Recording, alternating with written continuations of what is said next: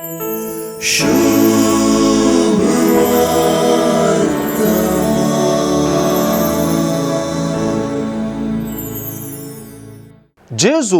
शास्त्रींक चरित्रेची पानां उक्ती करून तांच्या पुर्वजांनी देवाच्या प्रवाद्यांक दाखयलेली प्रतिक्रिया विवरिता. तेच परी ते कशे तांच्या पुर्वजांच्या अपराधांत वांटेली म्हणी स्पष्ट करता. हेरोदू वर्त्या रायाच्या काळार तावन प्रवाद्यांच्या फोंडांचेर स्मारक उबारची रिवाज सुरू जाली.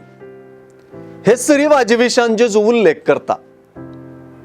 कोणाचेय फोंड बांदचे ते बांदतेल्यांक फायद्याची आणि अभिमानाची गजाल देखून.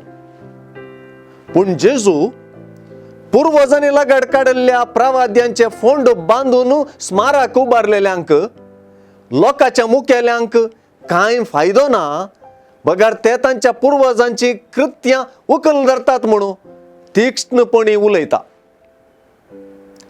इतिहासाच्या दुसऱ्या पुस्तकांत याजक जेहोयादाच्या पुता जेकारियाक सर्वेस्पराच्या मंदिराच्या आंगणांत फातरावन जिवेशी मारलो म्हणले विशीं उल्लेख आसा. जेजू हीच गजाल उल्लेख करून आबेला तावन जाकारी पर्यंत वारयलेल्या प्रवाद्यांच्या रक्ता विशीं उलयता.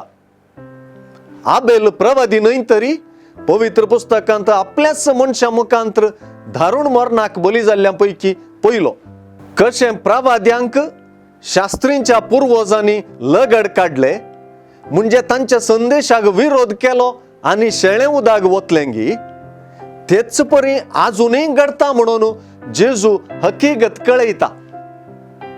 जेजूक उपराटी सवालां घालन ताच्याच उलोवण्यांत ताका सांपडावन घालूंक कांय पुनी मेळटा गे म्हणून तांणी 5 मनशांत जेजूची उतरां रुजू जातात आनी तो प्रवादी म्हणून रुजू जाता. जेजूचे अंत्य कसल्या जिन्साचें जातलें म्हणल्याचो प्रवाद जेजूचो संदेश कितल्या महत्वाचो म्हणल्या की रुजवात जाता.